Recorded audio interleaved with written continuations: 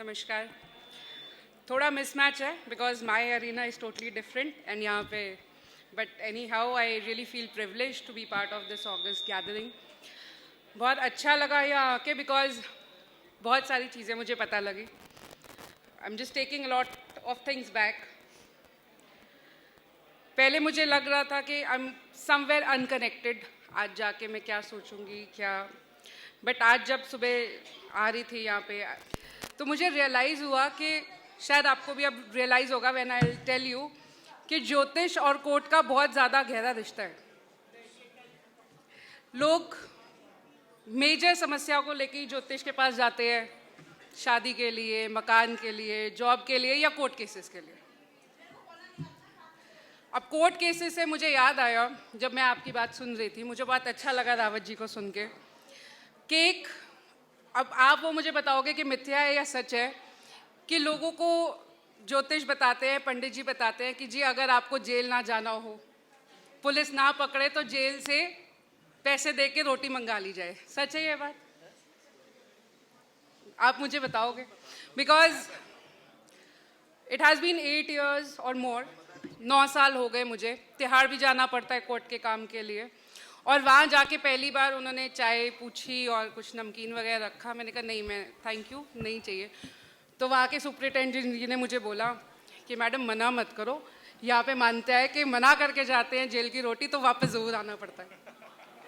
तब से ये बात जहन में बैठ गई और चाय पीते पीते उन्होंने मुझे ये भी बताया कि मैडम यहाँ पे बहुत ज़्यादा लोग इलीगली पैसे दे करके खाना मंगाते हैं, लाखों खर्च करते हैं। मुझे लगा, मतलब समझ नहीं आया मुझे कुछ कि लाखों खर्च करते हैं जेल की रोटी मंगाने के लिए। कह रहे सिर्फ 2 रोटी मंगाने के लिए, थोड़ा सा सामान जो बन रहा हो और वो वाला सामान जो कैदियों के लिए बन रहा हो, सुपरिटेंडेंट या पुलिस वालों के लिए या और अधिकारियों के लिए नहीं। तो मैंने कहा ये क्यों? कहते अब मुझे बहुत साल हो गए इसलिए मुझे पता लगा है कि पंडित जी बताते हैं कि जी जेल ना जाना पड़े, कोर्ट केसेस ना हो, तो वहाँ से किसी भी तरीके से खाना ले आओ तो आपकी जो किस्मत में 2 जेल की रोटियां लिखी हैं वो नहीं आएंगी। तो इसलिए शायद कनेक्शन बहुत गहरा है। और इतने साल रह के मुझे ये भी कनेक्शन पता लगा कि मैं अब कोर्ट में बैठी हूँ और कोई औरत आई और उसने पीली सरसों, चावल कुछ कोर्ट की तरफ फेंका। मैंने ध्यान नहीं दिया, मैं अपनी फाइल्स पढ़ दी थी। जो वहाँ पे पुलिस वाले होते हैं उन्होंने उसको पकड़ लिया। मैंने कहा क्या हो गया, क्या कर दिया? कह रहे जी कोर्ट होती है, कोर्ट में डायस होता है, ऐसे ही नीचे, मुझे पता भी नहीं लगा। कह रहे जी ये देखो, ये हम तो नहीं उठाएंगे, ये फेंक के गई है। मैंने कहा जी क्या? नहीं, पंडित जी ने बोला अगर ऐसा ऐसा करूँगी तो आपका जो दिमाग है वो मेरी तरफ चला जाएगा और आप मेरी तरफ फैसला कर दोगे। अब ये भी बहुत अजीब लगा, मुझे लगा कि लोग मेरे पे ही जादू टोना कर रहे हैं, तो बहुत रिस्की काम है। मैं कहा आ गई, अब भाई 1 जना आएगा, 2 आएंगे। लंच में बात करी, हम भी अपने फ्रेंड्स वगैरह के साथ बैठते हैं, थोड़ा सा चेंज हो जाए। तो मैंने कहा ऐसे ऐसे हुआ, तो मेरी एक फ्रेंड ने भी बताया कि मेरे तो हर हफ्ते नींबू और मिर्ची पड़े होते हैं कोर्ट के बाहर। हम ऑर्डर गए, हमने कहा ये क्या हो गया? बट हाँ, समझते हैं, लोगों का भय होता है, डर होता है, लोग माथा टेक के बार बार आते हैं। कई बार लगता है कुछ बोलते हुए भी आते हैं, कुछ मंत्र पढ़ते हुए भी आते हैं। अब ये नहीं पता कि भगवान का नाम ले रहे हैं, जादू टोना कर रहे हैं, बट कनेक्शन इसलिए शायद गहरा है। और आज पहली बार पता लगा कि इस विज्ञान के इतने सारे पार्ट्स भी होते हैं। और बहुत अच्छी बात करी रावत जी ने भी कि जी किसी को डराओ मत और किसी को जो बताना है वो सही बताओ, डोंट मिसगाइड एनीबॉडी। और राखी जी ने भी बहुत अच्छा कहा कि आप किसी को आते ही डराओ मत, आपके साथ ये बुरा हो गया, जो बुरा नहीं भी होना होगा उससे ज़्यादा बुरा हो जाएगा उसके साथ। तो बहुत अच्छा लगा आप सबसे मिलके, आई एम रियली प्रिविलेज्ड। और क्योंकि और जब कहीं जाओ तो और पता लगता है कि दुनिया में क्या चल रहा है, समाज में क्या चल रहा है। Thank you for enriching me. Thank you. दोस्तों, जैसे सर ने बताया क्या वास्तु साइंस है, 100% साइंस है। वास्तु को सिर्फ और सिर्फ अगर हम एनर्जी फ्लो से देखें तो हम ये मान सकते हैं कि 100% वास्तु फ्लो ऑफ एनर्जी है। सर ने बताया कि बहुत सारे लोग ऐसे आते हैं जी पहले हम इसी मकान में रहते थे, पहले तो बहुत अच्छा चल रहा था, लेकिन अब क्या हो गया? दशा और दिशा। अगर दशा और दिशा हमारी बैलेंस है तो हम किसी भी कहीं से कहीं तक किसी भी मुकाम पे पहुंच सकते हैं। अगर दशा या दिशा में कुछ भी हिल गया तो वो सारी की सारी हमारी एनर्जी फ्लो नेगेटिव वे में चला जाएगा। हमारी दशा बहुत अच्छी चल रही है, दिशा थोड़ी बहुत ख़राब है, हम उसको कंट्रोल कर सकते हैं। क्या जी, हमारी दशा ने बैलेंस कर दिया। अगर हमारी दिशा अच्छी है और दशा थोड़ी बहुत ख़राब है तो दिशा उसको बैलेंस कर देगी। लेकिन अगर दशा और दिशा दोनों खराब है तो वो रावत सर वाली बात है, क्या आज उसी घर से हमने अरबों रुपए कमाया और इसी घर से कुछ टाइम बाद हम वापस सब कुछ लेके जा रहे हैं। आज कितने केसेस आपने देखे होंगे, 100, 200, 500 या 1000 गज का घर है, वो बीच में से डिवाइड हुआ 2 भाइयों का। उसी घर में उन दोनों भाइयों ने कमाया, लेकिन डिवाइड होने के बाद एक भाई बिल्कुल ही सड़क पे आ गया और एक भाई बिल्कुल ही आसमान पे चला गया। क्यों? आज हम बात कर रहे हैं क्या, अगर वास्तु में बैलेंसिंग। अब जैसे हमने साउथ ईस्ट और नॉर्थ ईस्ट की बात करी, आज हमको ये पता है कि हमको नॉर्थ ईस्ट खाली रखना है। बहुत सारे लॉजिक्स हैं, बहुत सारे। अगर हम इसको साइंस से जोड़ के चलते हैं कि हमको नॉर्थ ईस्ट खाली क्यों रखना है, अगर हम सूर्य की गति देखें, वो ईस्ट से निकलता है, साउथ ईस्ट पे जाता है, साउथ पे, साउथ वेस्ट पे और वेस्ट में खत्म हो जाता है। वो कभी भी साउथ नॉर्थ ईस्ट में नहीं जाता। आज अगर हम इस लॉजिक को हम साइंस से जोड़ दें कि हमको नॉर्थ ईस्ट खाली इसलिए रखना है क्योंकि वहाँ सूर्य की एनर्जी नहीं आती। अगर वहाँ पे सूर्य की एनर्जी नहीं आती, हमारा सूर्य हमको सब कुछ प्रदान करता है। अगर हम उस एरिया को खाली रखेंगे तो थोड़ी सनरेज वहाँ भी आ जाएंगी जो ईस्ट से निकलेंगी। क्या अब तो हमारे वहाँ पे जो बाकी की बची हुई नेगेटिविटी है वो सनरेज आने से खत्म हो जाए। बचपन से हम सुनते आए हैं, क्या आज अगर हमारा कोई बच्चा बीमार है या कुछ है, हमारी दादी नानी हमको धूप में लेके बैठ जाती थी, ठीक हो जाते थे। आज कोई भी काम, फोटोसिंथेसिस होता है, कभी किसी भी चीज़ की, कोई पौधा जन्म लेता है, कोई चीज़ खराब होनी होती है, सूर्य निकलता है, सूर्य के साथ सारी चीज़ें होती है, फोटोसिंथेसिस भी उसी के साथ होती है। अगर कोई चीज़ खराब होने की कागार पे है, हम थोड़ी देर उसको, कोई भी अगर उसमें कीटाणु ला जाते हैं, हम उसको सूर्य की रोशनी में रख देते हैं, कीटाणु खत्म होने शुरू हो जाते हैं। तो इस चीज़ को अगर हम साइंस से जोड़ें, इस चीज़ को हम एनर्जी फ्लो से जोड़ें, तो हम ये मान सकते हैं कि हमें नॉर्थ ईस्ट क्यों खाली रखना है। कृपया आप 20 मिनट के लिए शांति बनाए रखें। तो अमित भाई के द्वारा जो पिछले 20-25 दिन से इस कार्यक्रम की तैयारी को लेकर के जो दिन रात एक किए हैं, और बड़े भाई साहब दिलीप शर्मा जी के आशीर्वाद से और HS रावत जी भाई साहब के आशीर्वाद से, कांता मैडम जी के आशीर्वाद से और आप सभी के स्नेह से ये कार्यक्रम इस छोटे से हॉल में इतना बड़ा कार्यक्रम, इतने बड़े बुद्धिजीवी वर्ग को बुला कर के उनको सम्मान देना, ये अपने आप में एक काबिल तारीफ़ है। मैं आप सभी से गुजारिश करना चाहूँगा कि ईश्वर ने आपको जो 2 हाथ दिए हैं, उस हाथों से एक बार ज़बरदस्त अमित कपूर जी और उनकी वाइफ के लिए ज़ोरदार तालियां बजाएं, क्योंकि अभी तक इस कॉलोनी में भी पता नहीं चल रहा है कि कोई आयोजन हो रहा है। जब आप तालियां बजाएंगे तो आपको पता है तालियां हर एक के लिए तो नहीं बजती है, जो कुछ परिश्रम करता है उसके लिए तो अपन को अवश्य बनानी ही चाहिए। मेरे लिए चाहे आप बजाएं तो नहीं बजाएं तो भी चलेगा। अब मैं सम्मानित मंच, जिसमें हमारे धर्म गुरु श्री HS रावत साहब, बड़े भाई दिलीप साहब और माताओं और बहनों, मेरे बारे में बड़े भाई साहब ने बहुत कुछ कह दिया है।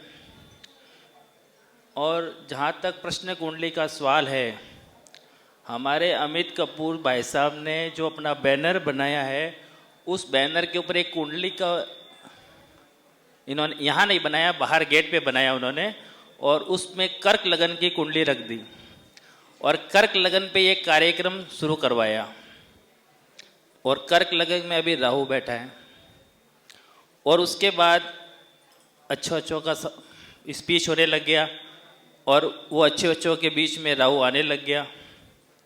HS रावत साहब जैसे एक महान हस्ती के बीच में भी, और जो वर्तमान में जो शुक्र नीच राशि का चल रहा है, उसमें हमारी राखी जी जैसी महान हस्तियाँ भी आई, तो अपने आप को शुक्र प्रकट कर रही थी वो। उन्होंने भी बृहस्पति को, जो वर्तमान में शुक्र तुला राशि में चल रहा है, उसको भी प्रभावित करने की पूरी कोशिश की, लेकिन वो भी एक बड़ी हस्ती है, उनको हम यहाँ से नमन करते हैं। तो प्रश्न कुंडली हर 1.5 घंटे में बदलती है। और मैं ईश्वर से यही प्रार्थना कर रहा था कि राहु चला जाए, उसके बाद सिंह लगन आए, तो मेरी बात भी शेर की तरह रहे और जो यहाँ पर आए हैं वो कुछ लेके जाएं और उसको अपने जीवन में अपनाएं।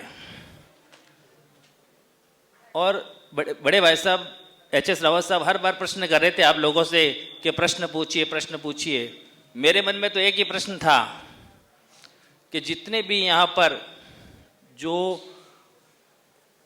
ज्योतिष के क्षेत्र में सीखने के लिए आए हैं, उनके मन में एक ही प्रश्न चल रहा है कि हम चाहे वो वास्तु कर रहे हैं, चाहे टैरो कर रहे हैं, चाहे हस्तरेखा देख रहे हैं, चाहे वैदिक कर रहे हैं, क्या हम अपने इस कार्य क्षेत्र में सफल होंगे या नहीं होंगे। ये आप सभी का प्रश्न था कि नहीं था, ये पूछिए आप। जब सर प्रश्न कर रहे थे तो आप लोगों ने ये प्रश्न नहीं पूछा, जबकि मैं यहाँ बैठा बैठा देख रहा था कि आपके सभी के मन में एक ही प्रश्न है कि मैं ये कर रहा हूँ उसमें कितना आगे जाऊँगा। ये सभी के मन में प्रश्न होना चाहिए था कि नहीं था, ये आप हाथ खड़ा करके बता दीजिए, नहीं तो मेरी प्रश्न कुंडलियाँ गलत हो सकती है। तो सभी का लगभग उस समय प्रश्न। और अभी जब लग्न जो है सिंह राशि का चल रहा है और सिंह राशि का स्वामी सूर्य अष्टम भाव में गया हुआ है शुक्र के साथ, तो हम जब भी भविष्यवाणी करने की कोशिश करते हैं, देखो भविष्यवाणी हर कोई व्यक्ति कर सकता है और हर कोई व्यक्ति प्रश्न कुंडली देख सकता है। जहाँ पर वैदिक समाप्त होती है वहाँ से प्रश्न कुंडली प्रारंभ होती है। अब प्रश्न कुंडली क्या है, उसका प्रेडिक्शन क्या है, आपके घर पे या आप सभी ज्योतिष लोग हैं, आपके घर पे जो भी व्यक्ति जातक आया है उसके मन में क्या प्रश्न चल रहा है, उसको आप पूछने मत दो। आप स्वयं बताओ कि आप वहाँ से जो जोधपुर से चल के दिल्ली में आए हैं, मेरे ऑफिस में बैठे हुए हैं, इतने बजे की कुंडली ये है, आपके मन में ये 10 प्रश्न अवश्य चल रहे होंगे। वो आदमी हिल ही नहीं सकता। अगर आपको प्रश्न कुंडली के बारे में ज्ञान है तो उसकी वास्तविक कुंडली देखने की जरूरत ही नहीं है। जैसे मैं इस सभागार में आया तो एक ही कुंडली मैंने देखी, सिर्फ सुनीता जोशी की, क्योंकि मुझे मालूम था कि आज कुंभ राशि का चंद्रमा है। और वो जोशी भी निकली और सुनीता भी निकली। उनसे पूछ सकते हैं कि प्रश्न कुंडली क्या है। मैंने कहा आप हमको मार्क्स दे दीजिए, 100 जनों की कुंडली की जरूरत नहीं है, एक कुंडली बहुत है मेरे लिए, तो एक कोई 100 का बुलावा देती है। तो आप जब भी जो भी ज्योतिष पढ़ें, आप प्रश्न कुंडली को एक बार साइड में अवश्य बनाएं और सुबह से आप अपनी डायरी में लग्नों को नोट कर लें। इस मोबाइल को भी नहीं चलाएं, क्योंकि ये राहु है, ये हमेशा गड़बड़ कर देता है। तो इसलिए आप जो हैं प्रश्न कुंडली का इंडेक्शन लगन के आधार पर जांच लें कि इतने बजे सूर्य उदय से ये लगन चल रहा है, हर 1.5-पौने 2 घंटे के बाद लगन चेंज हो रहा है, चंद्रमा की पोजीशन क्या है, सूर्य की पोजीशन क्या है। क्योंकि चंद्रमा अपने मन का कारक है। जो भी जातक अपने पास में आएगा उसके मन में क्या विचार चल रहा है, ये आप वन एंड ओनली चंद्रमा से ही बता सकते हैं कि चंद्रमा जब अभी सिंह लगन चल रहा है, चंद्रमा की पोजीशन कहाँ पे है। अब चंद्रमा सुबह तो था कुंभ राशि में, अभी चला गया मीन राशि में, तो सूर्य चंद्र एक हो चुके हैं और वहाँ पर शुक्र भी बैठा है, वहाँ पर बुध भी बैठा है। तो जहाँ तक आप सभी लोग जो बैठे हैं उनका जो कार्य क्षेत्र है, चाहे आप मैडम हैं तो आपके हस्बैंड के कार्य क्षेत्र प्रभावित हो रखा है, ये वेरी श्योर है।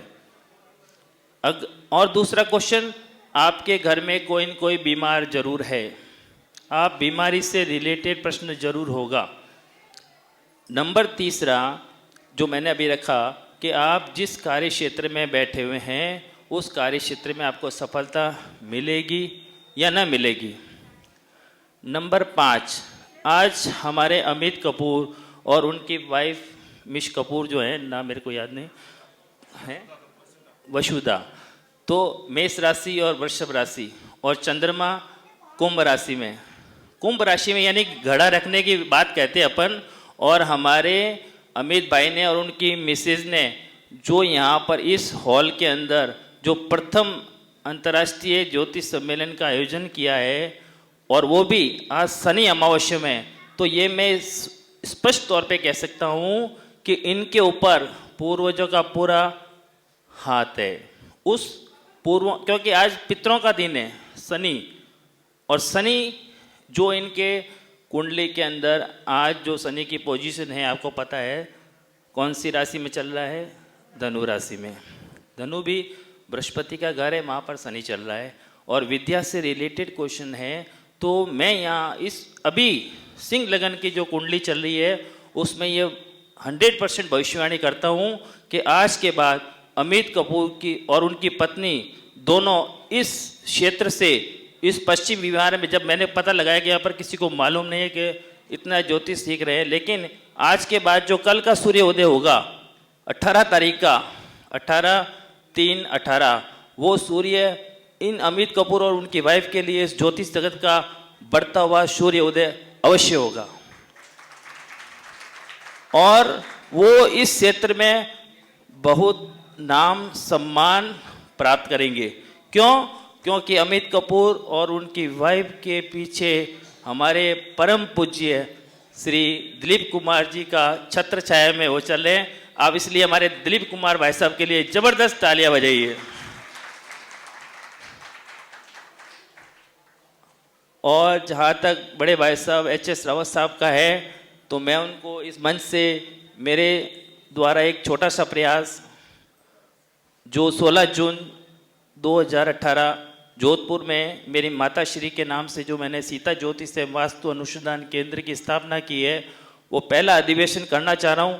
लेकिन जब HS रावत और दिलीप कुमार सर जैसे प्रतिष्ठित व्यक्ति जब सूर्य नगरी में आएंगे, उस दिन देखना वो ज्योतिष का सबसे बड़ा सूर्य उदय होगा 16 और जून। क्योंकि कहते हैं ना 16 आने सच है, तो 16 जून में हमने रखा है। हमारे जोधपुर में स और च का संबंध बहुत अच्छा है। जोधपुर में जाओगे, सबसे जो टॉप क्वालिटी की कॉलोनी है जहाँ पर 1.25 लाख रुपए गज का भाव है, वो शास्त्री नगर। नंबर 2 सरदारपुरा, उसके बाद में सवाई मान सिंह स्टेडियम जयपुर। तो स और ज का संबंध बहुत अच्छा है, इसीलिए हमने 16 जून को रखा है। और वो भी भाई साहब के आशीर्वाद से, दिलीप कुमार भाई साहब ने मेरे को सिर्फ 20 मिनट दिए थे कि जोशी जी आप तो ये डेट डाल दो, उसके बाद जो भी होगा जो देखा जाएगा। और मैंने देखा कि ज्येष्ठ मास है, तृतीया स्थिति है, शुक्ल पक्ष है और नक्षत्रों का राजा पुष्य नक्षत्र है। तो मुझे तो HS रावत साहब का और बड़े भाई साहब का और कांता भाभी का आशीर्वाद प्राप्त है। तो मैं आपको मेरे सम्मेलन की तो यहाँ से कह देता हूँ कि वो वर्ल्ड का टॉप सम्मेलन होगा, वो भाई साहब के आशीर्वाद से होगा, न कि मेरे कर्म से होगा। इसीलिए आई एम वेरी श्योर कि वो 100% बहुत ही शानदार होगा। उसमें हम पूर्व मुख्यमंत्री अशोक गहलोत को बुलाना चाहते हैं, तो हम आप सभी का आशीर्वाद और स्नेह रहा तो जरूर सफल होगा। और आप सभी को यदि प्रश्न कुंडली के बारे में कभी भी कोई भी प्रश्न हो, आपके घर में चाहे कोई बीमार हो, चाहे बच्चे का रिजल्ट आने वाले हो, चाहे कोई ऐसी न चाहे जैसे जेल जाने की स्थिति वगैरह होती है, तो कोई भी प्रश्न आप मेरे नंबर नोट कर लें, आपको मैं तुरंत 5 मिनट में बता दूंगा। चाहे मोबाइल गुम हो जाए, चाहे चोरी हो जाए, आपको मैं 100% गारंटी देता हूं कि अगर उस समय अगर लगन सही आया तो आपकी वस्तु मिल जाएगी, नहीं तो नहीं मिलेगी। अभी तक देखो 10 भविष्यवाणी की है वैसे मैंने इसने। और अभी एक आलिया भट्ट, पता नहीं कौन हीरोइन है, उसकी PA का फ़ोन आया, उसकी 1.25 करोड़ की अंगूठी हीरे की है, वो गुम हो गई। तो कर्क लगन में आई, तो मैंने तो उससे निवेदन कर दिया, भाई साहब ये कुंडली में जो बनी है प्रश्न कुंडली में, उसमें राहु तो जो है ये चोरी का शिकार बता रहे, इसलिए ये तो अंगूठी नहीं मिलने वाली है। और आप उनके माता पिता से निवेदन कर दो कि ये गुम हो गई या चोरी हो गई है, उसको अभी शूटिंग से टाइम नहीं है। तो कई बार ऐसे प्रश्न आते हैं जिसका नेगेटिव आंसर होता है, और बेसिकली वो जो प्रश्न कुंडली भगवान बनाता है उस समय अपन नहीं बनाते हैं। तो उस समय चंद्र और सूर्य स्थिति और लगन की स्थिति, आप 3 स्थिति को प्रॉपर ध्यान रखें और उसकी कुंडली बनाएं। और उससे पूछने से पहले आप अपना प्रेडिक्शन दें, तो मेरे हिसाब से अच्छा लगेगा कि आपको कुछ आता है वो, और फिर वो जाने वाला नहीं है। फिर आप उसकी बेसिक कुंडली को लेके बैठें और उसके भविष्य के बारे में बताएं। तो आप मैडम जी ने और अमित भाई ने बड़े प्रेम पूर्वक हमारा यहाँ आदर सम्मान किया।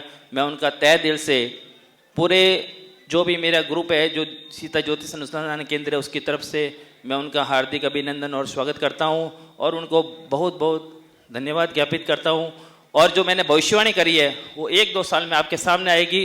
ये दोनों हस्बैंड वाइफ इस ज्योतिष जगत में अवश्य अपने परम उच्च पद पर पहुंचेंगे। ये इनको ईश्वर का आशीर्वाद रहेगा और ये गुरु जी की शरण में रहेंगे तो अवश्य ये फलीभूत होंगे। बहुत बहुत धन्यवाद। जैसे उन्होंने कोई फॉर्मूला बताया तो बिल्कुल आंख बंद करके अप्लाई नहीं करना कि हम बस ज्योतिषी तो है नहीं, कुछ आता तो है नहीं। उन्होंने बताया था, अप्लाई करके दूसरे को बता दिया। पहले उसे इम्प्लीमेंट करके देखें कि वो कितना ठीक आ रहा है और उसके बाद हम उसको दूसरों को बताएं। एक चीज़ और कहना चाहूँगी यहाँ पर, अभी जो आगे भी सम्मेलन हो रहे हैं सभी लोग आते हैं,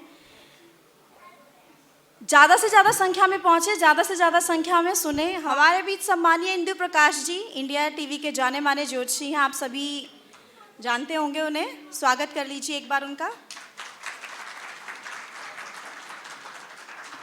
नमस्कार दोस्तों, मैं बहुत अच्छा स्पीकर नहीं हूँ, बस 2 बात कहने का मन है। हम उमेश जी ने बहुत बढ़िया बताया वास्तु के बारे में। आप अपना वास्तु खुद कर सकते हैं। आप अपने रिश्तों से, जैसे आप एस्ट्रोलॉजी में हर घर से एक रिश्ता पकड़ते हैं, आप अपने रिश्तों से अपने जोन भी पकड़ सकते हैं।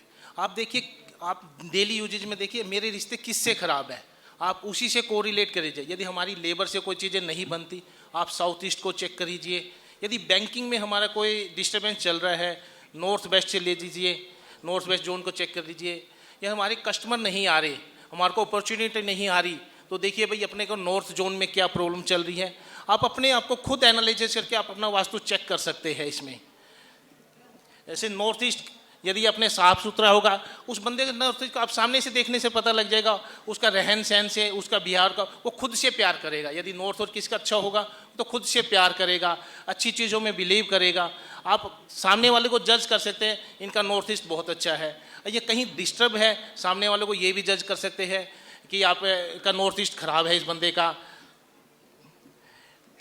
अब यहाँ हम किसी की रिलेशन की वजह से है, कोई गुरु की मेहरबानी से, कोई फ्रेंड से हम देखेंगे। फ्रेंड्स यदि हम ENE बहुत अच्छा है तो हम फ्रेंड सर्कल हमारा बहुत अच्छा होगा, एक आवाज़ पे हम उनके साथ चलने को तैयार हो जाएंगे। गुरु का वेस्ट यदि अच्छा होगा, गुरु का आशीर्वाद मिलता रहेगा हमारे पास। हमारी और आचार्य इंदु प्रकाश जी की मित्रता बड़ी पुरानी है। 2008 और 9 में हम इंडिया टीवी पे चलते थे और उनको भी आपको सुनने को मिलेगा। आज मैं आपको प्रश्न ज्योतिष के बारे में कुछ ऐसे सूत्र बताऊंगा जिससे आप कम से कम कंक्रीट बता सकें कि ऐसा होगा या नहीं होगा, काम बनेगा या नहीं बनेगा। नहीं तो ज्यादातर ज्योतिषी क्या बोलते हैं, काम होने की संभावना है। प्रश्न ज्योतिष के बारे में ज्यादातर लोग सीरियस होते नहीं हैं, लेकिन इसके अंदर आप ये ध्यान कर लें कि जो काम आप ज्योतिष में नहीं बता सकते, जो प्रश्न, वो लगातार आप इसमें बता सकते हैं। किसी ने पूछा जी मैं किसी को लव करता हूं, हमने कहा ठीक है करते हो तो। उसने कहा भाई जिससे मैं लव करता हूं वो कैसी है, प्योर है कि नहीं। हमने कहा भाई थोड़ा गड़बड़ है। कहता कितना गड़बड़ हो सकता है कि अगर मैं शादी करूं बच्चा मेरा होगा किसी और का होगा। उसने कहा भाई किसी और का हो सकता है। उसने कहा वो आदमी कैसा होगा जिसका वो बच्चा होगा। उसने कहा भाई वो आदमी तो हो सकता कोई डॉन हो। कहता ऐसा तो नहीं कि बाद में मुझे मार दे। यानी प्रश्नों की कोई सीमा नहीं है, आप प्रश्न पर प्रश्न पूछ सकते हैं। आप किसी लड़के को चाहते हो, किसी आदमी को चाहते हो, आपने पूछा बंदा फ्लर्ट तो नहीं है, आप बता सकते हो कि व्यक्ति कैसा है।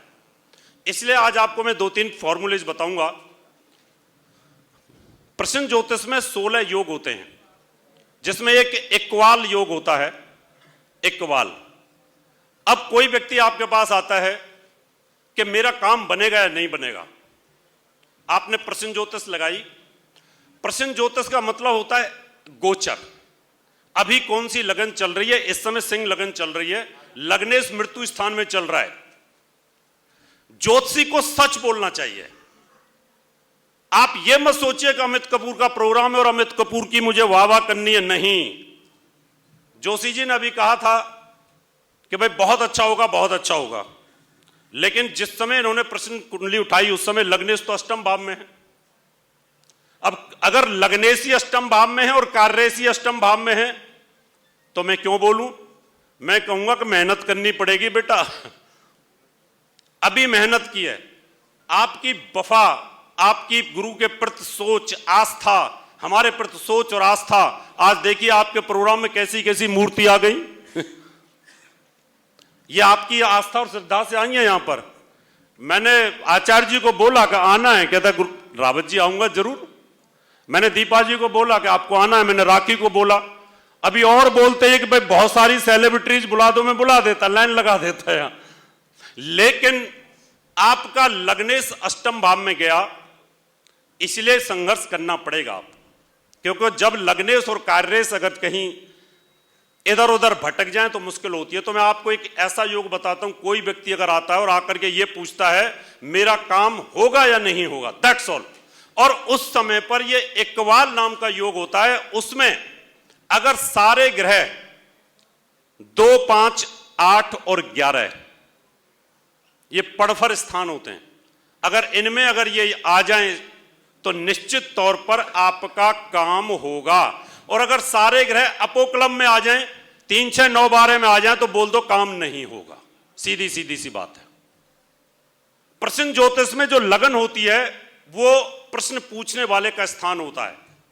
उसके जस्ट सप्तम भाव जो होता है उसमें वो ज्योतिषी का स्थान होता है। ध्यान से सुन लें, जो प्रश्न पूछने वाला आएगा वो लगन में आकर के बैठेगा और ज्योतिषी सप्तम भाव में बैठा होता है। और ज्योतिषी के पास सप्तम भाव में उस समय शनि राहु बैठे हो तो उस ज्योतिषी की एक भी भविष्यवाणी सही नहीं होगी और कस्टमर से लड़ पड़ेगा, उसकी कुंडली उठा के फेंक देगा, जा तू मेरी परीक्षा लेने के लिए आ गया है। इसलिए ज्योतिषी को ध्यान रखना चाहिए, उस लगन में या तो प्रोडक्शन ना करे और करे तो बड़ी संयम के साथ करे। लग्नेश अगर किसी भी प्रकार का वो लग्नेश जो होता है 12 भावों में कार्येश के साथ लिंक करेगा, इसको हम दूसरा योग बोलते हैं, इसको बोलते हैं इत्साल योग। काम बनेगा अभी या कुछ दिन में या कितने दिन में। आपने बोला भाई मेरा काम नहीं बनेगा, प्रश्न दूसरा तुरंत आएगा, जी कब तक बन जाएगा पंडित जी, पूछेगा अगला। उसने कहा भाई इतने दिनों में बन जाएगा। अगर उतने दिन में नहीं बनता तो फिर कब बनेगा। ये ज्योतिषी के सामने ऐसी उलझने होती हैं और ज्योतिषी इरिटेट हो जाता है, वो सोचता है यार मेरी परीक्षा लेने के लिए आ गए। ऐसा नहीं है। अगर आप प्रश्न ज्योतिष के एक्सपर्ट होते हो तो हर प्रश्न का जवाब आपके पास होगा। अब मान लो इत्साल योग क्या होता है, आपने पूछा बच्चा मेरे को होगा या नहीं होगा, बच्चा कंसीव करेगा कि नहीं करेगा, मैं पास होऊंगा कि नहीं होऊंगा, मेरी चोरी की हुई चीज मिलेगी कि नहीं मिलेगी, मैं किसी के साथ मिलने जा रहा हूं व्यक्ति मिलेगा कि नहीं मिलेगा, मैं जिसके साथ लव करता हूं वो फ्लर्ट तो नहीं कर रहा। बहुत सारे प्रश्न हो सकते हैं। अब बात आती है कि मेरे को बच्चा कंसीव करेगा या नहीं करेगा, वो हो गया आपका पंचम भाव। लग्नेश का पंचमेश के साथ इत्साल। इत्साल ये 3 तरह का होता है, 3 तरह का इत्साल होता है। एक इत्साल वर्तमान, एक इत्साल योग, एक वर्तमान और एक भविष्य। इसके अंदर मंद गति और फास्ट गति। कुछ ग्रह ऐसे होते हैं जो स्लो चलते हैं और कुछ ग्रह होते हैं जो फास्ट चलते हैं। लग्नेश और पंचमेश के अंदर इत्साल योग बनता हो और लग्नेश जो है अगर उसके भीतर 1 डिग्री या आधा डिग्री के भीतर फास्ट ग्रह, तीव्र गति वाला ग्रह पंचमेश के साथ बहुत जल्दी 1 आधा डिग्री के भीतर उसको क्रॉस करने वाला हो या उसके साथ मिलने वाला हो तो निश्चित तौर पर जितने समय में वो उसके साथ मिलेगा वो काम उतने ही टाइम पे हो जाएगा आपका। ये पक्का फॉर्मूला है। अब इसको आप ऐसे समझिए, ये जो फूल है पीले रंग का, ये लाल रंग का, ये लग्नेश है। ये जो लग्नेश है ये 14 डिग्री पर है और ये पंचमेश है ये 20 डिग्री पर है। अब ये जो पंचमेश है ये स्लो गति का है, ये धीरे धीरे चल रहा है आगे को, और जो लग्नेश है ये फास्ट है। अब ये यहां से 14 डिग्री से बहुत जल्दी से फास्ट, और इस 24 डिग्री वाले को 10 दिन में क्रॉस कर लेगा अगर सूर्य है तो। कितने दिन में क्रॉस करेगा? ये तो बहुत फास्ट चल रहा है और ये स्लो चल रहा है। जैसे ये इसके साथ मिलेगा उस दिन आपका काम हो जाएगा, ये गारंटी है। अब आप इसको किसी भी भाव के साथ लगा लो। आप इंटरव्यू देने के लिए गए, मेरे को जॉब का लेटर कितने दिन में मिलेगा? आपने 10th भाव के स्वामी को लिया, 10वेश कार्येश हो गया, आपका लग्नेश हो गया, दोनों की डिग्री देख लो, और डिग्री भी दीप्तांश के भीतर हैं। दीप्तांश का मतलब होता है कि सूर्य 15 डिग्री पर दीप्त होता है और चंद्रमा 12 डिग्री पर दीप्त होता है, यानी इतने डिग्री पर ये आपको फल देंगे। इन चीजों को अगर आप देखते चले जाएं, अभी इसका उल्टा भी हो सकता है। इसको बोलते हैं इसराफ योग। इसराफ यानी ये स्लो गति का, ये फास्ट गति का ग्रह चल रहा था, लग्नेश ऐसे चल रहा था, ऐसे चल रहा था, पंचमेश को इसने जोड़ लिया तो मैंने बोल दिया काम बनेगा। लेकिन अब ऐसा उल्टा हो जाए, यानी जो ये फास्ट गति वाला ग्रह है ये इससे आगे चला जाए स्लो गति वाले से, ऐसे। अब इसको मिल तो पाएगा नहीं, इसको 12 भावों में घूमना पड़ेगा। अब 12 भावों में घूमने के लिए तो पूरा, अगर सूर्य हुआ तो पूरे 12 महीने लग जाएंगे, और 12 महीने तो काम होने वाला नहीं है। इसलिए इसराफ योग के अंदर अगर ऐसा इत्तिसाल योग बनता है कि आपका जो कार्येश है वो स्लो गति का है और आपका लग्नेश प्रश्न पूछने वाला फास्ट गति का है, और वो उससे आगे निकल गया है, तो बोल दो आपका काम अभी नहीं बनेगा। वो बोलता कब तक नहीं बनेगा भाई? अगला प्रश्न आएगा कब तक नहीं बनेगा। आप ये बोल सकते हो, अभी मान लो सूर्य की स्थिति है, सूर्य थोड़ा फास्ट बुध होता है, और चंद्रमा, अब चंद्रमा ने अगर इत्तिसाल योग बनाया और वो यहां पर कार्य से बाहर निकल गया, 2.25 दिन, 2.25 दिन, 2.25 दिन, 2.25 दिन, 2.25 दिन, 2.25 दिन, 2.25 दिन, उसने पूरे 1 महीने के अंदर चक्कर काट करके जब दोबारा से वो मंद गति वाले के साथ में लिंक करेगा, तो आप बोल सकते हो आपका जस्ट 1 महीने के बाद आपका ये काम निश्चित तौर पर बनेगा। व्यक्ति खो गया है, इतने दिन में आपका वापस आ जाएगा, इतने दिन में आपका सप्लीमेंट्री का रिजल्ट आ जाएगा। इस तरीके से आप एक्यूरेट प्रेडिक्शन कर सकते हैं। चोरी ज्यादातर औरत भूल जाती है, चैन को रख के, रिंग को रख के, मोबाइल को रख के, अब फिर पूछती रहती है पंडित जी जरा बताना। पंडित जी बोलेंगे 1100 रुपये जमा कराओ पहले। अब 1100 जमा कर दिए, उन्होंने लगाई प्रश्न ज्योतिष, और पता चला कि वो तो रख के तकिए के नीचे ही भूल गई थी। इसलिए प्रश्न ज्योतिष में प्रश्न पूछने वाला तो प्रश्चक हो गया, और 7th भाव चोर का हो गया। किसका हो गया? चोर का। जो ज्योतिषी का स्थान है वो किसका है? वो ज्योतिषी का। अब ये ध्यान कर लेना, क्योंकि बाबा रामदेव बड़ा बोलते हैं ज्योतिषियों को। अब यहां पर 7th भाव के ऊपर चोर है, 7th भाव से दूसरा स्थान 8वां, वो चोर का धन है, और 10th भाव जो है वो है सरकार का, वैदिक में सरकार का है। 4था भाव हमारे घर का है। अब धन भाव दूसरा है। इन चीजों पर ही सारा ज्योतिष और माल घूमता रहेगा। आज यहां आचार्य विजय आई नहीं है, वो भी सेलिब्रिटी है, उनको भी बुलाया था, यहीं कहीं रहती हैं। करीब 3 साल पहले उनके घर में चोरी हो गई, वो भी टीवी पे आती थी। बोले गुरुजी बताओ जरा क्या होगा, मेरा तो 25-30 लाख का गहना चोरी हो गया।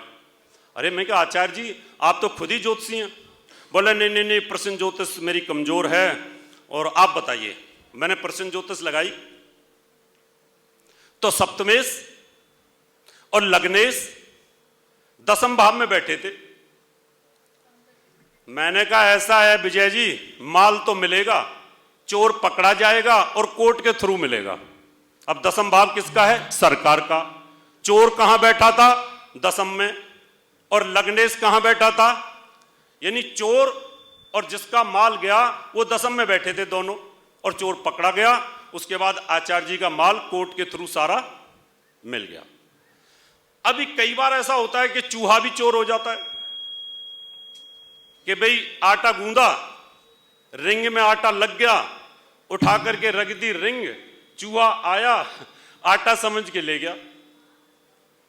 अगर चतुर्थ भाव में ही बैठा हो एट द टाइम ऑफ प्रश्न,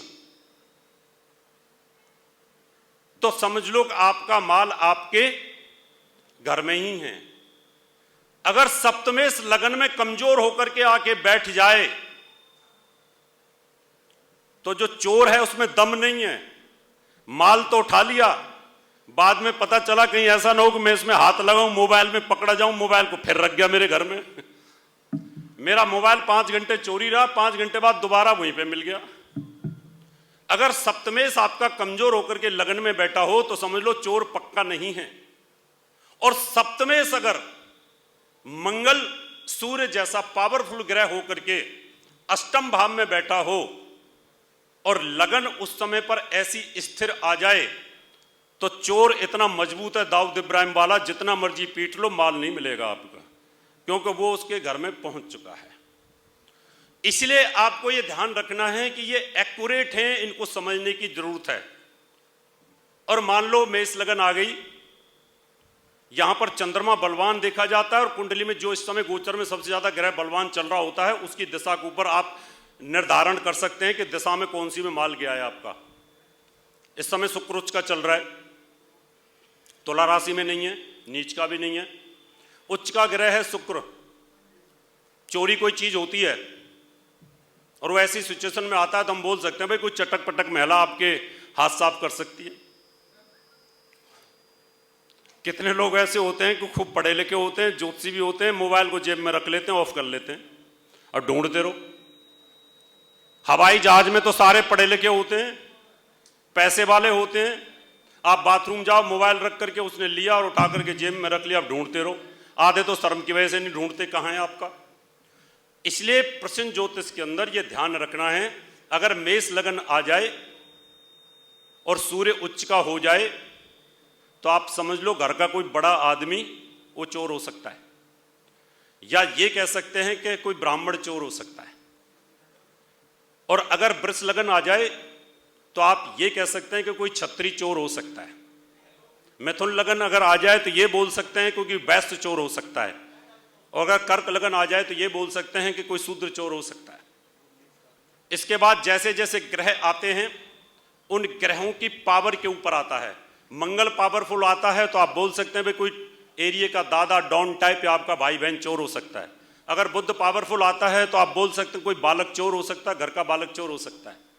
अगर कोई फैशनेबल महिला चोर हो सकती है, वो शुक्र के बलवान होने पर होता है। अगर कोई घर का नौकर है, ड्राइवर है, साफ घर की सफाई करने वाला है और शनि बलवान है तो आप बोल सकते हैं कि ड्राइवर का काम है या सफाई करने वाले का काम है। अगर राहु उस समय अच्छी स्थिति में आता तो आप बोल सकते हैं कोई बाहर का भीख मांगने वाला व्यक्ति आया, घर में थोड़ी बहुत काम बात की और लेके चला गया। इस तरीके से आप इस प्रश्न ज्योतिष में सटीकता ला सकते हैं। किसी भी प्रकार का प्रश्न आप जानना चाहते हैं प्रश्न ज्योतिष में, ये सब एक्यूरेट चलता है और इसको राजा महाराजा पहले यूज किया करते थे। अब किसी को कुछ पूछना है तो पूछ लो, फिर आचार्य जी को हम आमंत्रित करेंगे। हाँ, एक चीज और मैं बता दूं, हमारे पास में हमारे बड़े पुराने 2003 से जानकार अखिल पंडित जी हैं, सामने आ जाएं अखिल जी। ये बहुत अच्छे हमारे आस्था टीवी पे प्रोग्राम बनाया करते थे, आज भी इनके बहुत अच्छे अच्छे प्रोग्राम चलते हैं टीवी चैनलों पर। किसी को टीवी पे आना हो, कोई स्लॉट लेना हो, इनसे शूटिंग करानी हो, इनसे समझ में आना हो, अपनी पॉपुलैरिटी बढ़ानी हो तो इनसे मिल सकते हैं। क्यों कि ज्ञान अगर आपको आ गया और फैलाना नहीं आया तो भी बेकार है, और जिनको आता नहीं है वो इतना फैला देते हैं कि वो समेटने में नहीं आता। इसलिए इनसे संपर्क कर सकते हैं। प्रश्न ज्योतिष से रिलेटेड अभी प्रश्न ज्योतिष की बात करूंगा, ये बड़ा गहरा विज्ञान है, इसमें भी फिर वो नवांश वगैरह वगैरह की बातें आ जाती हैं और बहुत एक्यूरेट आता है। इसमें हर चीज whatever you want you can ask any questions related to everything, उसका कारण ये होता है कि इसमें हर चीज़ का समाधान है। जब हम वैदिक एस्ट्रोलॉजी करते हैं और कभी कभी हमें ऐसे लगता है कि इतने प्रश्न पूछ रहा है ये व्यक्ति और इनके जवाब देना प्रश्न हमारी इस वैदिक एस्ट्रोलॉजी में संभव नहीं है, तो हम क्या करते हैं, प्रश्न ज्योतिष खोल के बैठ जाते हैं कि पूछे जा बेटा, जितना मर्जी पूछ। वो पूछता रहता है कि मेरे को वो मिलेगी कि नहीं मिलेगी। हमने कहा हाँ भाई मिलेगी। कितने दिन में मिलेगी? मैं इतने दिन में मिलेगी। फिर क्या होगा? मैं कहा फिर टूट जाएगा। फिर क्या होगा? फिर मिल जाएगा। यानी आप चलते रहो, कुंडली घुमाते रहो, और बहुत एक्यूरेट चलता है, क्योंकि जो व्यक्ति आपके पास आएगा उस समय वो स्टार उसको लेकर के आता है यहाँ पर। यानी आपके जब आग लगी होती है किसी चीज की, परेशानी की, तकलीफ की, खुशी की, तो ज्योतिषी के पास व्यक्ति आता है, कंसल्टेंसी के लिए आता है, और उस समय वही स्टार जो होता है वो कुंडली में उसको लेकर के आ रहा होता है। इसमें सब कुछ पता चलता है। इसको हॉररी एस्ट्रोलॉजी बोलते हैं, इसको चमत्कारिक ज्योतिष बोलते हैं। इसमें आदमी ऐसे बता देता है सब कुछ, हम बैठे बैठे भी आदमी के बारे में पढ़ लेते हैं। प्रश्न ज्योतिष लगा के बैठे होते हैं, आदमी घुसता है, हमें पता चल जाता है ये व्यक्ति किस नेचर का है, और तुरंत बता देते हैं तुम्हारे साथ ऐसा हुआ है, ऐसा हुआ है, ऐसा हो रहा है क्या, पुलिस केस में फंस गए थे क्या, तुम्हें ये प्रॉब्लम हुई है क्या। तो किसी को कुछ पूछना है तो ठीक है, नहीं तो टाइम समाप्त हो रहा है, मैं आचार्य जी को बुलाता हूँ।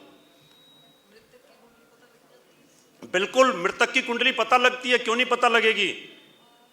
लग्नेश और अष्टमेश, लगन की राशि और अष्टम भाव की राशि, लग्नेश की राशि अष्टम भाव की राशि को 12 से गुणा कर दीजिए, और फिर जितनी राशि आएगी उसमें फिर जो लगन में जितने नंबर की राशि होगी उससे भाग दे दीजिए। अगर सम आता है तो जीवित है, विषम आता है तो बिना जीवित। इसमें भी न्यूमरोलॉजी होती है, प्रश्न ज्योतिष में भी न्यूमरोलॉजी होती है। आपको यह भी पता चलेगा कि लड़का की है कि लड़की की है, यह भी पता चलेगा, बशर्ते कि कहते हैं ना, करत करत अभ्यास के जड़ मत होत सुचान। आपको अभ्यास करना पड़ेगा, ये सब संभव है, लेकिन प्रैक्टिस करनी पड़ेगी। जितने भी हमारा लेक्चर सुनते हैं, मैं सबसे एक ही निवेदन करूंगा, हम इस ज्योतिष की क्रांति को इतना ऊपर लेके जाना चाहते हैं कि लोग ये कहें कि ज्योतिष वाकई विज्ञान है और इसको करिए, इसको मजा आएगा। हम इसको चीटिंग से बाहर निकालना चाहते हैं, और जो लोग इसमें गलत काम कर रहे हैं हम उनके खिलाफ टीवी पे तो बोलते ही हैं, डिबेट में भी बोलते हैं। हमारा उद्देश्य सिर्फ यही है। इस सम्मेलन के आयोजकों श्री कपूर जी, मैं सबका बड़ा कृतज्ञ हूँ कि आपने मुझे यहाँ बुलाया। मुझे सम्मेलनों में जाने का बहुत अनुभव नहीं है, पब्लिक स्पीकिंग का भी बहुत अनुभव नहीं है। मेरा ख्याल है पिछले सम्मेलन में, पिछली बार मैं 2003 में एक सम्मेलन में पटियाला में गया था, एक प्रवीण सोनी जी यहाँ बैठे हैं, ये वहीं थे हमारे साथ। लेकिन रावत जी का आदेश था हाजिर होना है, हाजिर हैं। और महाजनों ये गतः सपन था, जिस रास्ते पर बड़े बड़े लोग चलते हों उसी रास्ते पर चलना चाहिए। तो माननीय रावत जी ने अभी जिस इत्तशाल और जिस अशराफ योग की बात की, उसी सिलसिले को आगे बढ़ाते हुए अकबर के दरबारी पंडित नीलकंठ शास्त्री के भतीजे राम शास्त्री ने अपने ग्रैंडफादर चिंतामणि के नाम से एक किताब लिखी जिसका नाम है मुहूर्त चिंतामणि। ज्योतिष में बड़ी पॉपुलर है। लेकिन अकबर कब था? 1526 में बाबर हिंदुस्तान आया, उसके बाद अकबर हुआ। पिछले 500 सालों की ज्योतिष को लेकर हम बड़े चिंतित हैं। वाराहमिहिर उसके पहले। तो ज्योतिष एक शोध और अनुसंधान का विषय है, शोध नहीं होती। मेडिकल साइंस की रिसर्च पर अरबों रुपए रोज खर्च होते हैं, लेकिन ज्योतिष की रिसर्च पर 4 आने भी खर्च होते मैंने नहीं देखा। इस पे वर्ल्ड वाइड हमें ये कोशिश करनी चाहिए। हमसे आदमी थोड़े से पैसे दे के वो जानना चाहता है जो डॉक्टर को अरबों रुपए दे के नहीं जान सकता। कोई साइंस नहीं बता सकती दीवार के उस तरफ क्या है, लेकिन ज्योतिषी को 2 पैसे दे के वो जानना चाहता है। और अगर आप नहीं बता सकते तो ज्योतिष झूठी है। So many people come to me और कहते हैं वैसे तो मुझे ज्योतिष में विश्वास नहीं है, लेकिन आपका बड़ा नाम सुना है तो फिर उठ कर खड़े हो, बाहर जाओ। ये पढ़े लिखे लोगों की विद्या है, ये अंगूठा टेक बेपढ़े लिखे लोगों की विद्या नहीं है। 12 × 9 to the power 27 के कॉम्बिनेशन को मैं काम करना, 12 राशियां, नवग्रह और 27 नक्षत्रों के कॉम्बिनेशन में काम करना, कैलकुलेट करना, ये अंगूठा टेक लोगों के बस की बात नहीं है, बेपढ़े लिखों के बस की बात नहीं है। एक MSc PhD और DSc करके आप नहीं जान सकते इसके बारे में। इसके लिए चाहिए होती है अंतश्चेतना।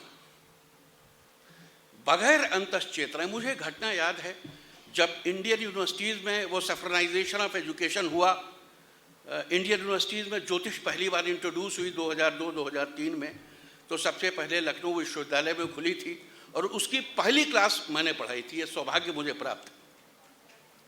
तो वहाँ विष्णुकांत शास्त्री जी हमारे गवर्नर थे।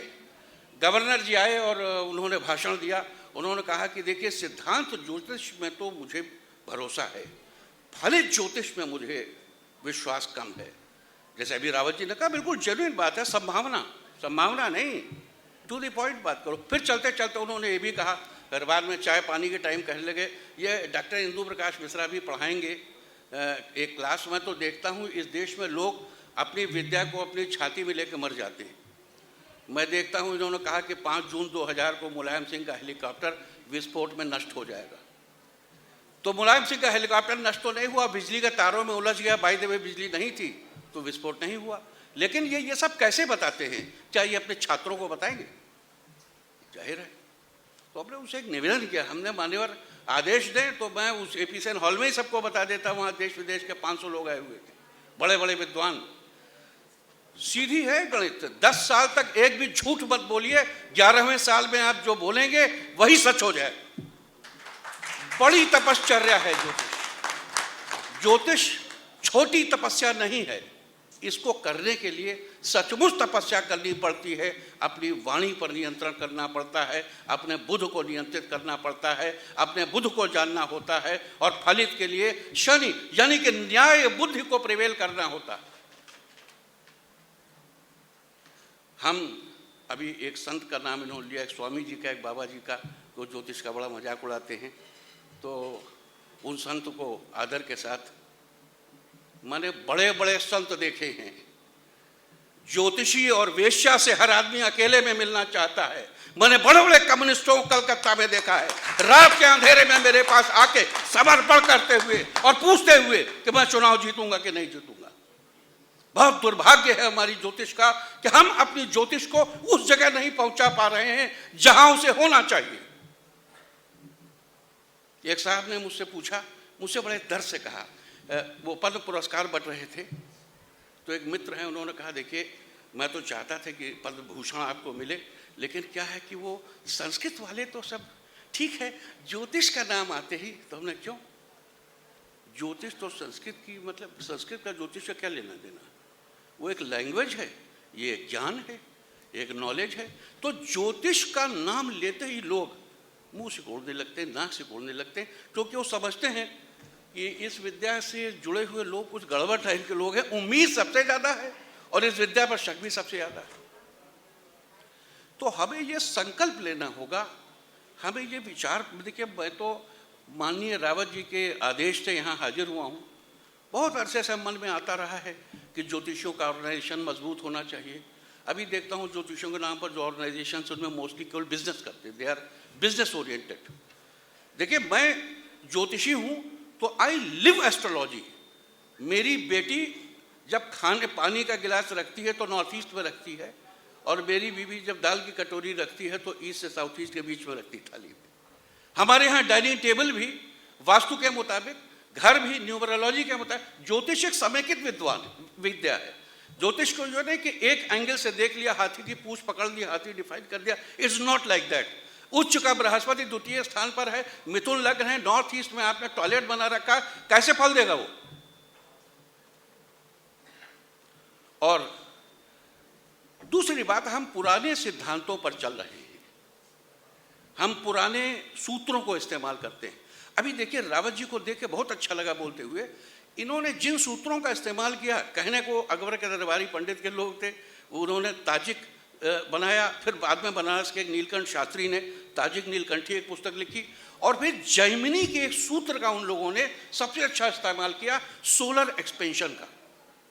जो सौर मंडल है ये फैल रहा है, पहले अयन कहाँ से शुरू होता था, अब अयन कहाँ से शुरू होता है। तो जो सोलर एक्सपेंशन है, PNEUMA, pneuma, breath of cosmos, जो कॉस्मोस की ब्रीथ है उसको हम कैलकुलेट नहीं कर रहे, क्योंकि शुरू में क्या था, एक प्लाज्मा था 10 to the power -34 degree Celsius पर। वो जो प्लाज्मा था, जिसे हम वेद में कहते हैं हिरण्यगर्भ संवर्तताग्रे भूतस्य जातः पतिरेक आसीत, सभी प्राणियों का जो स्वामी था, जो यत् पिंडे तद ब्रह्मांडे कह के हमारे ऋषियों ने बताया। तो जैसे हमारा पिंड सांस लेता है, ये ब्रह्मांड भी सांस लेता है। और सोलर सिस्टम जो फैल रहा है, इसे हम अपने कैलकुलेशन में नहीं ले पा रहे हैं। अकबर के पंडित समय के पंडितों ने इसको लिया था। बाद में ताजिक नीलकंठी में भी, और उज्जैमिनी पर एक राम यत्न ओझा जी हुआ करते थे काशी में, वो पंडित मदन मोहन मालवीय के समय में थे। वो जो विश्व पंचांग आता काशी का, विश्व पंचांग में आदि संपादकों पंडित मदन मोहन मालवीय, पंडित राम यत्न ओझाश्च, जैमिनी पर उन्होंने भी काम किया था। लेकिन दुखद है कि अभी एजुकेशन संस्थाएं इस पर काम नहीं कर रही। मैं 4 साल लखनऊ यूनिवर्सिटी में ज्योतिष पढ़ाता रहा। वह मेरी क्वेस्ट ये थी कि तुम संस्कृत डिपार्टमेंट को दे दिया गया इसको चलाने के लिए। अब वो कहते थे ग्रेजुएशन में आप 3 में 1 सब्जेक्ट ज्योतिष ले लीजिए, और संस्कृत में एग्जामिनेशन पेपर सेट करते थे। अरे भाई, लड़का संस्कृत पढ़ने आया, आप कह रहे बीएससी में 1 पेपर इसका ले लो, लड़का ज्योतिष पढ़ने आया है भाई, लैंग्वेज क्यों पढ़ा रहे हो? बड़ा झगड़ा किया, एग्जीक्यूटिव काउंसिल तक गए, कौन ट्रांसलेट करेगा? मैं करूँगा। आप पैसा मांगेंगे? नहीं मांगूंगा। छपेगा कैसे? मैं पब्लिशर लेके आया हूँ। अरे भाई, थोड़े से लड़के नहीं, बाद में क्या सब बता देंगे तो हम संस्कृत वालों की जेब में क्या रह जाएगा? अरे भाई, ये क्या बात है? आयुर्वेद जब तक संस्कृत में रहा, दुनिया ने उसको रिकॉग्नाइज नहीं किया। वो जो बोलचाल की भाषा में आएगा, उसको हिंदी में बोलो, अंग्रेजी में बोलो। हमसे कहते थे अग्नि पुराण में ज्योतिष और वास्तु तत्व में पीएचडी करवा दीजिए। अरे भाई, ये कोई विषय वो अग्नि पुराण तो कोई भी पढ़ लेगा, उसमें ज्योतिष वास्तु तो कितना है? 10, 20, 30, 40, 100, 50। लेकिन 1000 रिक्शे वालों के पत्री लेके आओ और बताओ कि रिक्शे वाले क्यों हैं। तो इस पर तो ये तो पीएचडी का विषय है, ये तो ज्योतिष है। तो इंडियन यूनिवर्सिटीज़ में भी एस्ट्रोलॉजी मर रही है। हमारा सिस्टम उसके लिए बहुत चैतन्य नहीं है। हम एक ज्योतिषी के तौर पर सम्मानित धरातल पर नहीं खड़े हैं। हमको इन सब चीज़ों को चिन्हित करना होगा, हमको इन चीज़ों को पहचानना होगा, हमें इन चीज़ों को स्वीकार करना होगा। और सत्य की स्वीकृति ही, आत्म स्वीकृति ही टूटने की प्रक्रिया का प्रारंभ है। जब हम इसे स्वीकार करेंगे तभी हम इसके लिए आगे बढ़ेंगे, हम अपने स्थान के लिए। मुझे बहुत प्रसन्नता है, अभी एक सज्जन बता रहे थे मुझसे कि मैं बहुत बड़े बड़े ज्योतिष सम्मेलन कराता हूँ, ये तो बहुत छोटा सा है।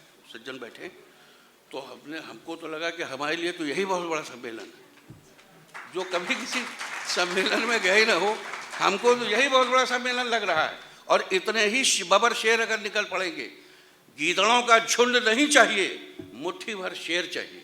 हम अपनी जगह बना लेंगे समाज में, हमको समाज में जगह बनाने में देर नहीं लगेगी। अभी तो हम लोगों ने कोई आंदोलन का रुख नहीं दिया है, अभी हम लोगों ने वो रास्ता नहीं पकड़ा है। मैं उम्मीद करता हूँ, बहरहाल मुझे लगता है कि आते समय मैं सोच रहा था मैं ज़्यादा बोलूँगा नहीं, क्योंकि सब लोग सुबह से बैठे बैठे थक गए होंगे, कुछ खाएं पिएं, कुछ सम्मान हो। तो वो जो बहुत बड़ा सम्मेलन कराते हैं, उनसे निवेदन है, उन्होंने वादा किया है कि वो मुझे उस सम्मेलन में बुलाएंगे, ताकि मेरी और भी ज़्यादा हौसला अफजाई हो।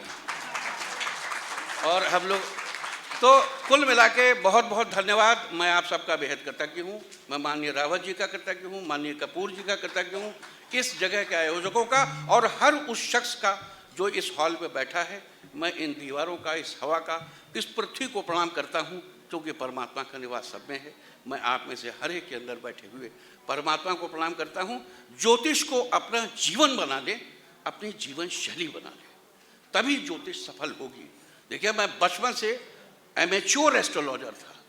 प्रोफेशनल एस्ट्रोलॉजर मैं 27 दिसंबर 1997 को मैंने पहली फीस ज्योतिष से ली थी। उसके पहले मैं 11 साल बैंक में मैनेजर रहा, 7 साल दूरदर्शन में न्यूज़ पढ़ी, और 5 साल न्यूज़ स्विच एजेंसी का एडिटर रहा। और मैं फ्री प्रैक्टिस करता था। अभ्यास 27 साल निःशुल्क अभ्यास करने के बाद पहली फीस मैंने 27 दिसंबर 1997 को ली थी। और उस समय मेरे पास ज्योतिष में कोई डिग्री नहीं थी। मैं तो पॉलिटिकल साइंस का आदमी हूँ। तो देन आई डिड आचार्य, पीएचडी, डीलिट, जो भी होता है अपना सब, एक कोर्स ऑफ एक्शन। फिर यूनिवर्सिटी में पढ़ाने के लिए एलिजिबिलिटी चाहिए। तो मैं चाहता हूँ कि सब लोग ज्योतिष को अपनी जीवन शैली बना लें। ज्योतिष जब तक विषय रहेगी तब तक गड़बड़ है, क्योंकि विषय का जोड़ तो वासना से है, लेकिन अगर वो जीवन शैली बन गई तो हमारी आत्मा में चली जाएगी। एक बार पुनः बहुत बहुत धन्यवाद आपसे। मेरी आचार्य कांता, अमित और वसुधा हमारे बच्चे हैं, इनका हम अपनी तरफ से शाल ओढ़कर स्वागत करेंगे। उसके बाद मित्तल जी और इनके साथी, इनका मित्र मंडल, वो अमित जी का स्वागत करेंगे। और उसके बाद डागर जी जीरी क्लब की ओर से वो भी स्वागत करेंगे।